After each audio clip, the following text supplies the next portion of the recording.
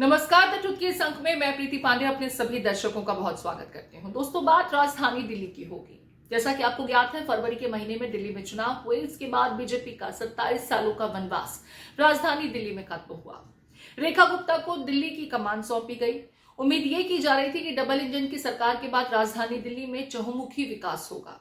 आम आदमी पार्टी द्वारा किए गए काम को वर्तमान सरकार और आगे बढ़ाएगी और दिल्ली के ऑलराउंड डेवलपमेंट में एक गति देखने को मिलेगी। आज आम आदमी पार्टी ने दिल्ली सरकार के 100 दिन पूरा होने से एक दिन पहले एक प्रेस कॉन्फ्रेंस की और इस प्रेस कॉन्फ्रेंस में आम आदमी पार्टी ने दिल्ली सरकार के 100 दिनों की विफलता का जिक्र किया। आम आदमी पार्टी के नेता तो ये कह रहे हैं कि हर दिन रेखा गुप्ता की सरकार एक झूठ बोलती है और जिस दिन अगर झूठ नहीं बोल पाती तो अगले दिन आकर के 2-3 झूठ बोल करके उसकी भरपाई कर देती है, यानी 100 दिन में 100 झूठ। बहरहाल आम आदमी पार्टी फिलहाल 15 पॉइंट्स लेकर के दिल्ली सरकार की 100 दिनों की विफलता बता रही है। एक प्रेस कॉन्फ्रेंस करके आतिशी, सौरभ भारद्वाज समेत आम आदमी पार्टी के बड़े चेहरे आज मुखातिब हुए। तो दिल्ली की वर्तमान सरकार के आने के बाद दिल्ली में क्या तब्दीलियां हुई, क्या दिल्ली का विकास हुआ, या दिल्ली वाले अब ये कह रहे हैं कि गलती हो गई बीजेपी को सत्ता में लाकर। इस तरह के बड़े दावे किए जा रहे हैं। क्या कुछ इन 15 पॉइंट्स में है, एक एक करके आपको समझाते बताते हैं। सबसे पहले आम आदमी पार्टी ने प्रेस कॉन्फ्रेंस कर बिजली का मुद्दा उठाया। वो दावा ये कर रहे हैं कि अरविंद केजरीवाल के शासनकाल में दिल्ली में पावर कट्स नहीं लग रहे थे। दिल्ली वालों को बड़ा सुकून हो गया था, पावर कट्स लगते नहीं थे, बिजली सस्ती भी थी। ऐसे में दिल्ली वाले बड़े खुश थे। लेकिन जब से रेखा गुप्ता आई हैं, दिल्ली के हर इलाके से पावर कट की शिकायतें मिल रही हैं। और सिर्फ पावर कट ही नहीं, पावर कट तक भी होता तो चलो समझ लिया जाता कि शायद कुछ क्राइसिस होगी, गर्मी के महीने में इस तरह की चीजें हो जाती हैं। लेकिन ये तो मार्च के महीने से ही पावर कट्स लोग झेलने लगे और इन्वर्टर तक खरीदने की नौबत आ गई, जिसे लोग भुला बैठे थे। इन्वर्टर वाले दुकान वालों की चांदी जरूर हुई होगी, लेकिन दिल्ली वाले रो रहे हैं। लेकिन अभी ये रोना खत्म नहीं होने वाला। अगले महीने से बिल में इजाफा भी होगा। कुछ इस्तेमाल के लिहाज से बिजली का जो कंजप्शन है उसे लेकर के आपके बिजली के बिल, अगर आप दिल्ली में रहते हैं, तो बढ़ने वाले हैं। सुनिए आतिशी क्या कह रही है बिजली के संदर्भ में। भारतीय जनता पार्टी ने 10 साल से चलती हुई दिल्ली की व्यवस्थाओं को 100 दिन के अंदर ठप कर दिया। आज आम आदमी पार्टी रिपोर्ट कार्ड रिलीज कर रही है भारतीय जनता पार्टी के 100 दिन के फेलियर्स का। भारतीय जनता पार्टी हर पक्ष में फेल है। हम इस रिपोर्ट कार्ड में 15 मुद्दों पर भारतीय जनता पार्टी किस तरह से फेल हुई है दिल्ली के लोगों के सामने रख रहे हैं। और ये रिपोर्ट कार्ड हम दिल्ली वालों के घर घर तक लेकर जाएंगे। पहला मुद्दा, लंबे लंबे पावर कट। दिल्ली में 10 साल से अरविंद केजरीवाल जी ने 24 घंटे बिजली दी, बिना पावर कट के बिजली दी।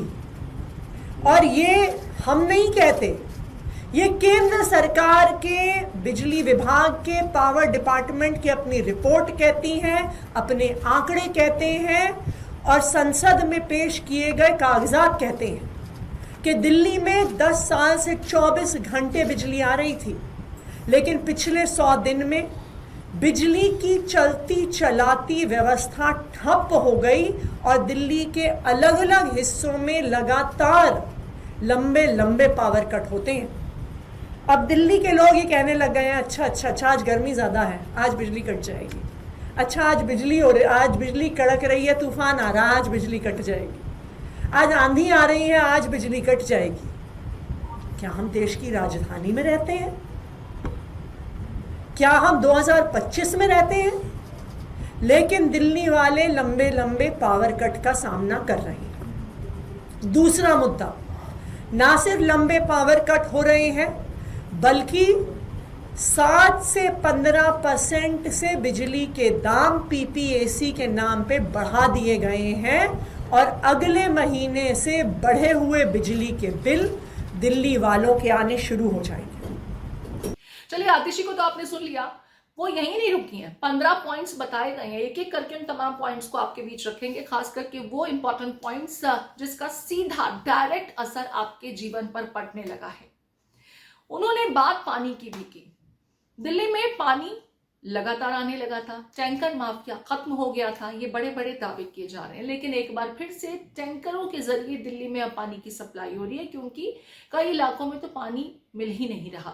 और जिन इलाकों में पानी मिल रहा है वो सीवर का गंदा पानी है, जिससे लोग बीमार हो रहे हैं। जरा सुनिए एक बार फिर आम आदमी पार्टी की तरफ से वर्तमान सरकार की खामियों को लेकर क्या कुछ बड़े आरोप लगाए गए। पानी की सप्लाई दिल्ली में आज जगह जगह पानी की त्राही मची हुई है। जिन इलाकों में लगातार सालों से पानी आ रहा था वहां पर पानी आना बंद हो गया है। दिल्ली की महिलाओं ने भारतीय जनता पार्टी के विधायक कार्यालयों के बाहर मटके फोड़ने शुरू कर दिए हैं। जगह जगह टैंकरों से पानी भरा जा रहा है। मुद्दा नंबर 6, नल में आ रहा सीवर का गंदा पानी।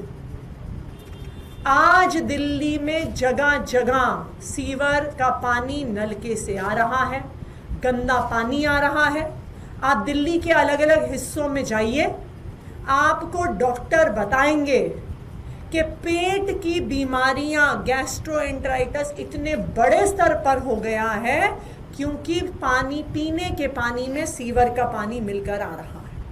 चलिए, पानी के बाद अब बात स्वास्थ्य की कर लेते हैं, क्योंकि पानी से ही जुड़ा हुआ स्वास्थ्य का मुद्दा है। मोहल्ला क्लिनिक का मुद्दा आम आदमी पार्टी की तरफ से उठाया गया और ये कहा गया कि भाई मोहल्ला क्लिनिक दिल्ली में लोगों की सुविधाओं के लिहाज से, लोगों की बेहतर स्वास्थ्य के लिहाज से खड़े किए गए, लेकिन मोहल्ला क्लिनिक को लेकर के बड़े बड़े आरोप लगा दिए गए। दावा ये किया जा रहा है कि मोहल्ला क्लिनिक के जो एस्टैब्लिशमेंट्स थे वो किराए के मकानों में थे और जो उसकी पेमेंट्स वगैरह थी उसमें बड़ा विरोधाभास दिख रहा था, उसमें घोटाला था, इस तरह की बात की गई। जिसके बाद मोहल्ला क्लिनिक्स दिल्ली में लगभग बंद हो गए और उसमें जो काम करने वाले स्टाफ भी थे उन्हें पहले ये प्रॉमिस किया गया था कि उन सबको एब्जॉर्ब कर लिया जाएगा, लेकिन ऐसा हुआ नहीं। धीरे धीरे करके सबकी छटनी हो रही है। सौरभ भारद्वाज क्या कुछ कह रहे हैं, सुन लीजिए। अभी कुछ दिनों पहले मोहल्ला क्लिनिक के लोग इनसे समय मांग रहे थे, समय नहीं दे रही थी मिलने के लिए, तो मोहल्ला क्लिनिक के जो डॉक्टर्स थे, फार्मासिस्ट थे, नर्स थे, वो इनके जनता दरबार में ही चले गए और वहां पे मुख्यमंत्री जी ने माइक पे अनाउंस कर दिया किसी को नौकरी से नहीं निकाला जाएगा, सबको जो है हम एडजस्ट करेंगे। आज ही की अखबार की खबर है, मोहल्ला क्लिनिक से जो फार्मासिस्ट है उनका मेरे पास कई बार फोन आ गया सुबह से, जैसे जैसे मोहल्ला क्लिनिक बंद किए जा रहे हैं उनके स्टाफ को 7 दिन का नोटिस निकाल के भगाया जा रहा है। हेल्थ मिनिस्टर आए, उन्होंने बोला 250 मोहल्ला क्लिनिक किराए पे चल रहे हैं, उसमें बड़ा भ्रष्टाचार हो रहा है, लिहाजा आप उनको बंद कर दें। आपने सुना कि कोई इन्होंने भ्रष्टाचार के अंदर किसी को पकड़ा हो, किसको ज्यादा किराया दे रहा जा रहा था, कैसे भ्रष्टाचार हो रहा था, कैसे विधायकों के पास पैसा जा रहा था, कोई इसके विषय में स्पष्टीकरण नहीं दिया जाता। जब आएंगे बाहर निकल के कोई झूठ बोल देंगे और झूठ बोल के चले जाएंगे। स्वास्थ्य के साथ बात शिक्षा की भी होनी चाहिए। फीस हाइक का मुद्दा तो दिल्ली में बीते दिनों छाया रहा, बात हाईकोर्ट तक भी पहुंची। हाईकोर्ट में एक खास स्कूल का जिक्र भी किया गया और इस संदर्भ में कोर्ट ने जब फैसला दिया तो उनकी तरफ से कहा गया कि दिल्ली सरकार ने, क्योंकि इस संदर्भ में ऐसा कोई फीडबैक नहीं दिया है कि अनर्गल तरीके से फीस बढ़ाए गए हैं या गलत फीस बढ़ाए गए हैं, ऐसे में इस संदर्भ में ऑर्डर देना मुनासिब नहीं हो पाएगा। हालांकि सौरभ भारद्वाज ये कहते हैं कि आशीष सूद जो दिल्ली के शिक्षा मंत्री हैं उनकी तरफ से तो स्कूलों की ऑडिट कराए जाने और व्यवस्था को बिल्कुल ठीक दुरुस्त किए जाने के दावे किए गए थे, दिल्ली वालों से यानी झूठ कहा गया। जरा सुनिए वो क्या कह रहे हैं। झूठ बोलते हैं कि हमने सारे स्कूलों का ऑडिट करा लिया। आशीष सूद जी ने बोला, सबके सामने कहा कि केजरीवाल की सरकार नहीं करा पाई, हमने सारे स्कूलों का ऑडिट करा लिया। आपने सब स्कूलों का अगर ऑडिट करा लिया तो उसको बताओ क्या निकला उस ऑडिट में। एक स्कूल की तो फीस आपने रोल बैक की हो उस ऑडिट के बाद, एक भी नहीं, तो आपने ये भी झूठ बोला। कल हाईकोर्ट के अंदर जो फैसला आया है डीपीएस के मामले में, उसमें हाईकोर्ट ने ये बात खुल के कही कि जब सरकार के द्वारा कोई ऑर्डर ही नहीं आया है कि ये फीस गलत तरीके से बढ़ाई गई है, तो हम कैसे कह दें कि ये फीस सही है या गलत है? यानी कि गलती सीधा सीधा रेखा गुप्ता सरकार की है कि उन्होंने अब तक एक भी स्कूल के खिलाफ ये ऑर्डर नहीं निकाला कि आपने फीस गलत तरीके से बढ़ा दी। जब सरकार ने कहा ही नहीं वो गलत है, तो मतलब वो सारा सही हो गया। तमाम चीजों पे रोज झूठ बोलने की आदत है। बस मार्शल से लेकर के और ऐसे कई विषय हैं जिसे लेकर के आम आदमी पार्टी ये कह रही है कि हमने जो अच्छी व्यवस्था दिल्ली में बनाई थी उस व्यवस्था को पूरी तरह से धराशायी कर दिया गया है। और रेखा गुप्ता ये दावा करती हैं कि दिल्ली का विकास हो रहा है। दिल्ली पहली ही बारिश के बाद मिंटो रोड पर जिस तरह से जलजमाव हुआ, उससे दिल्ली सरकार के दावों की कलई खुलती है। महिलाओं को आपने जो पैसे देने का वादा किया था, न तो होली पर वो पैसा मिला, न 8 मार्च के रोज जिसकी उम्मीदें लगाए बैठे दिल्ली की महिलाएं थीं वो हो पाया, बल्कि हुआ ये कि 25,000 विधवाओं को जिन्हें पेंशन दी जाती थी उसमें भी कटौती कर दी गई। उनके नाम इस सूची से हटा दिए गए। सुनिए जरा। भारतीय जनता पार्टी ने मात्र 100 दिन में 25,000 लाचार विधवाओं की पेंशन काट दी। भारतीय जनता पार्टी ने सरकार में आते ही अपने सारे दफ्तरों से बाबा साहब अंबेडकर की और भगत सिंह जी की फोटो हटा दी। और जो खुद के उनके 2 सबसे बड़े वादे थे, नंबर 1, 8 मार्च तक सब महिलाओं के खाते में 2,500 रुपए देना, वो वादा पूरा नहीं हुआ। और जो उनका दूसरा वादा था कि होली पर और दिवाली पर मुफ्त सिलेंडर देंगे, 500 रुपए का सिलेंडर देंगे, वो वादा भी पूरा नहीं हुआ। तो 100 दिन में भारतीय जनता पार्टी हर पक्ष पर फेल है। ना उन्होंने अपने वादे पूरे किए, और जो चलती चलाती बिजली, पानी, स्कूल, मोहल्ला क्लिनिक की व्यवस्था थी, उस व्यवस्था को भी उन्होंने मात्र 100 दिन में ठप कर दिया। आज दिल्ली वालों को लग रहा है कि भारतीय जनता पार्टी को वोट देके उन्होंने गलती कर दी। सवाल यहाँ पर यह खड़ा होता है कि अगर इतनी गलतियां या इतनी कमियां अचानक राजधानी दिल्ली में नजर आने लगी हैं, तो क्या वाकई दिल्ली वाले ये सोचने पर मजबूर हो गए हैं कि हमारे साथ धोखा हुआ? 100 दिन में तो काफी कुछ अच्छे काम किए जाते हैं। ज्यादातर मुख्यमंत्री जब पद पर आसीन होते हैं तो अपने शुरुआती 100 दिनों के लिए एक टारगेट फिक्स करते हैं कि ये काम तो होने ही चाहिए। बहरहाल रेखा गुप्ता भी अपना 100 दिन का रिपोर्ट कार्ड लेकर के जरूर हाजिर होंगी, लेकिन इससे पहले आम आदमी पार्टी लगातार रेखा गुप्ता पर सवालिया प्रश्न चिन्ह खड़े करते नजर आ रही हैं और वो कह रहे हैं कि वो तो हर पैमाने पर यहां विफल साबित हुए हैं। लिहाजा आम आदमी पार्टी के खेमे की तरफ से दिल्ली सरकार के 100 दिन पूरा होने पर उनका फेलियर कार्ड जारी किया गया।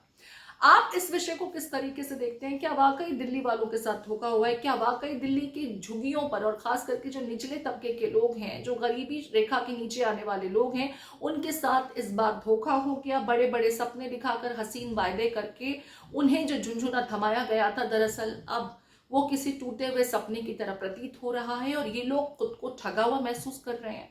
बहरहाल रेखा गुप्ता के रिपोर्ट कार्ड का भी इंतजार रहेगा। आपके कमेंट्स का हमें हमेशा इंतजार रहता है। कमेंट बॉक्स में अपना कमेंट लिखना न भूलें। नमस्कार।